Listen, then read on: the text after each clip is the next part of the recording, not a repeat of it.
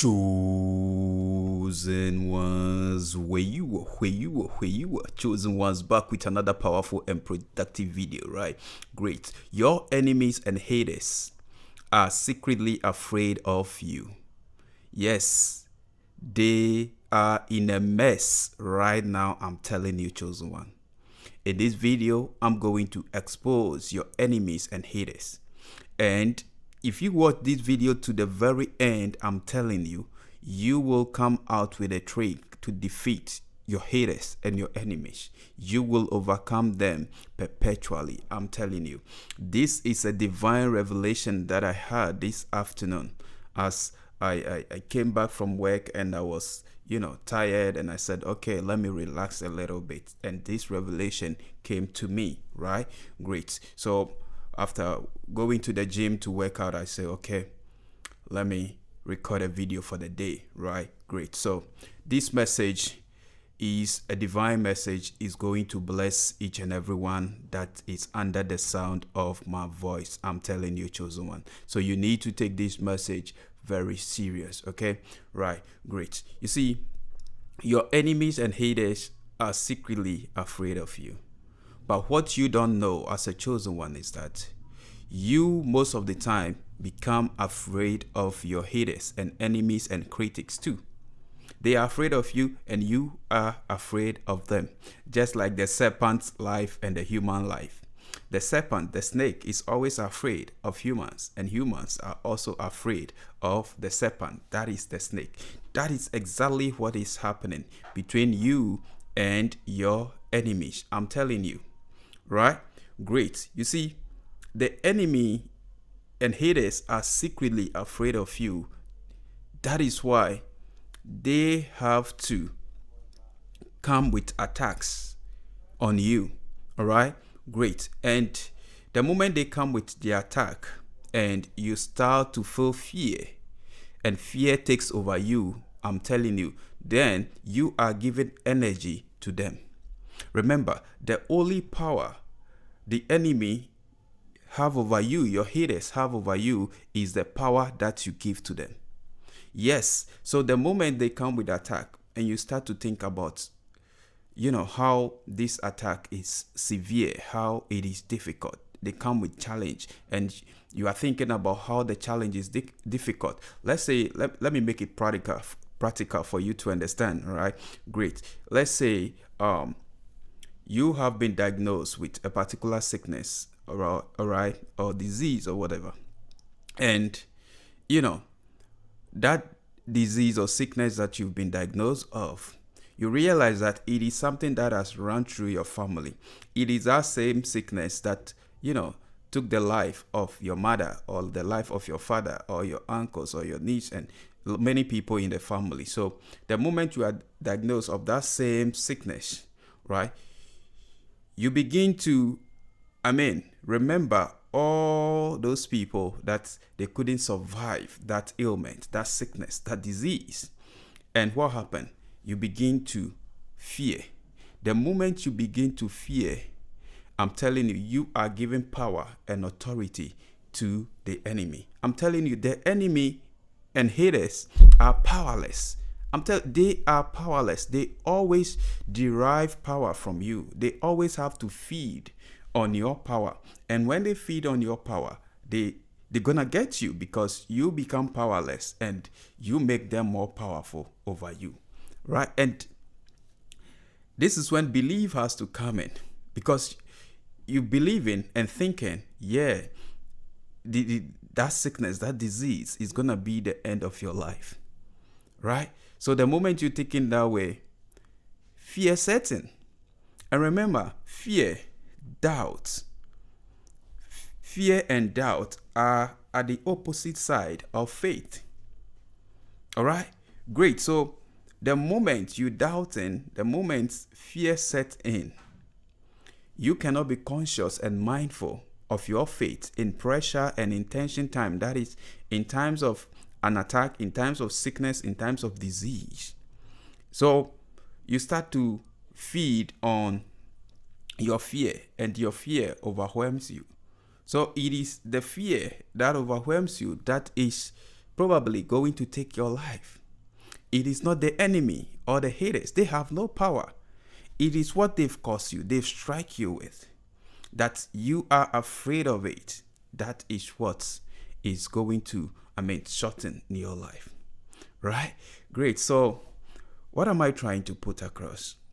The key now is, as a chosen one, right? You see, the enemy has no power. So the enemy will try to feed on your power by attacking you, by, poking you with things that will make you doubt yourself, will make you to not be conscious of your faith, for your faith to fail. And the moment your faith fails, you can be in prayer. And the moment you're not in prayer, you are out of God. A break in prayer is a break in faith. And a break in faith, means you are out of God. Okay? And the enemy begins to get control over you as a chosen one. Right? So now the key to this is, you see, anytime you feel fear, okay, I'm telling you, God is always so close to you. God is always so close to you. Faith is always close to you. And the moment you start to feel fear, you need to pray. You need to ask God for strength. And when you ask God for strength, when you ask God for courage, God will grant you. He will be with you and see you through. I'm telling you, all the heroes of faith in the scripture, in the Bible, they have fears, all right. Moses had fear when he was sent, right? He was afraid. He said, I don't have eloquent speech, Lord. I cannot do this, I can do that. And the Lord said he should go. Jeremiah and others, when they were sent, that was the same thing, right? Great. So God is always with you, chosen one. God is always with you 24/7. And if you have some sort of fear, if you start to feel fear because of a situation, because of a challenge or something that you are going through, that is the time to call on God. That is the time to pray, to overcome, for God to give you strength, courage to defeat that fear. I'm telling you, God is always with you. He always wants your consent. He always wants you to rely on him. He always wants you to depend on him. Remember, we did not create ourselves. You did not create yourself. Your creator, your maker, has a purpose for you here on earth. Yes, he brought you here to fulfill a destiny. Okay, so all you need is to keep on acknowledging him. We must always keep on acknowledging God in everything. When fear hits, we must acknowledge him. God, give me strength. God, give me strength. God, give me courage. God, help me to stand tall in this situation, to overcome it. And I tell you, the Spirit of the Lord will fill you. Courage will fill you. Courage will take charge. And you will begin to take action that will help defeat the fear for you. Yes, to someone, that is how it works. That is how it works. So we are vessels, and the Lord is our creator. So all the time we need to surrender, and we should ask for him to fill us, to keep on refilling us. Yes. And when the Lord keeps filling you up, you'll be overflowing with courage. You'll be overflowing with bravery. You'll be overflowing with strength that will help you to defeat your enemies, to overcome your enemies, to triumph over your enemies, your haters and critics, because they are powerless in the face of God. All right? And with God in your life, no weapon formed against you shall prosper. It is you that power and authority has been given to. Yes. Luke 10:19, scripture says, I have given you power and authority to trample, to tread on snakes and scorpions, and to overcome all powers of the enemy. And nothing by enemies shall do what? Shall harm you. Nothing will harm you. Right? I have given you authority to trample on snakes and scorpions, and to overcome all the powers of the enemy.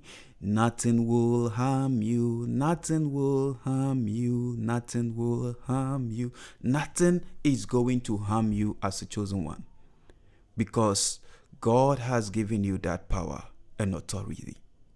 All you need is to keep on to be conscious of your faith in pressure and in tension time. You need to call on God, and I tell you, God is with you. Emmanuel, God with us. If God is with us, who can be against us? If God is with you, who can be against you? If God is with his chosen ones, who can be against his chosen ones? Nobody, absolutely no one can be against you. Yes, the enemy may try to feed on your power, but knowing this trick, you will rather confess your faith in God. You activate your faith in God. If you are sick, I'm telling you, you see, you have in you that DNA of healing inside of you. You have in you. You see, why am I saying it? Let's say you have a cat. Okay? Let's say I have a, let me see if I will get some scar and show it to you. You see, let's say I have this cat. You see, this cat. Right? Great. I have this cat right there. You see, it has been covered. It has been healed. Why? If you have a cat right now, if, let's say, a small cat and you don't treat it, before daybreak, right, you realize that it will start to cover up. What is that telling you? That is telling you that God has programmed you. God has put a healing DNA inside of you. Yes, that is nature for you. So you have in you that healing DNA inside of you. And that is why when you have a cat, that cat is for sure going to heal. So for sure, if you are sick, you have inside of you that DNA of healing. You're going to get your healing. Nothing is permanent. That sickness is a visitor. It will go. It's a visitor to your body. It will go. And what you need to do is to activate your faith of healing, and it will be done. If you are poor, activate that faith of what? Of riches, of blessing, and it will be done. Because inside of you, God has put the DNA inside of you to make wealth. If you read that book of Deuteronomy chapter 8 verse 18, it said, it is the Lord that gives you power to create wealth. So God has given you that power to create wealth. All right, great. So all you need is to activate your faith, and boom, it's going to happen. But the enemy is aware of this, that you being mindful and conscious of your faith, there is no way you are going to be feeding, on the attacks he brings your way, and that will make him more powerless. So you'll be overwhelmed. And the moment you are overwhelmed and you are complaining, it is paining me. I have this sickness for long. My parents used to have this. My family has traces of this. This sickness has taken the life of many people in my family. Oh, this sickness it will take my life. You see, you are confessing defeat. And what happens? The enemy, you're making your enemies more powerful, because your problems, your pain, your tribulations, the challenges, the attacks, it is Satan that brought those things in your way. So those things are synonymous to the devil. So when you are talking of such things, how it is paining you, how it is difficult, how it is this, you are magnifying the devil. You are giving power to the devil, to the enemy, to Satan, to your haters, to your critics. I'm telling you. But the moment you keep on to activate faith, you keep on thinking positive. If you are going through some difficult moment and you start to pray, you are an overcomer. If you can think positive, behave positive, react positive in a negative situation, there is no way you're going to lose. You are for sure going to win, because such a person is a person who is conscious of his faith, who is conscious of her faith. I'm telling you. Right? That is why Jesus Christ said, I pray your faith will not fail you. Because the moment your faith fails, you will be stepping into unhealthy temptation. The devil comes up, take control, and you begin to act. You begin to act out of character. Right? And that is what the enemy wants to achieve. Remember, in the scripture, in that book of Job, when Job was attacked, everything was taken from him. He was inflicted with sickness, disease all over his body, pain all over his body. What does the devil wants to achieve? All the devil wants to achieve is for Job to, begin to complain, begin to lament, begin to see the pain as something that is so huge that has overcome him. But what did Job did? Job did not let his faith fail. Job kept his faith alive. Job keeps on activating his faith, even to the extent that he has to lose some friends. Even his significant person, the wife, wanted him to look at God in a bad light, to curse that he's God. And Job rebuked her. Right? Great. And as Job did not confess defeat, but stay positive in that negative situation, what happened? Everything has been restored unto him. Right? He has been, everything. Scripture says the children he lost, he was blessed with beautiful ones in multiple folds. Right? The things he lost, he has been blessed in multiple folds. His body was healed. Right? So, chosen one, the best way to defeat the enemy is to always stay close to God.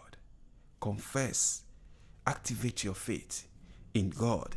And don't be talking about the situation. Right? Don't let the situation dictate your direction.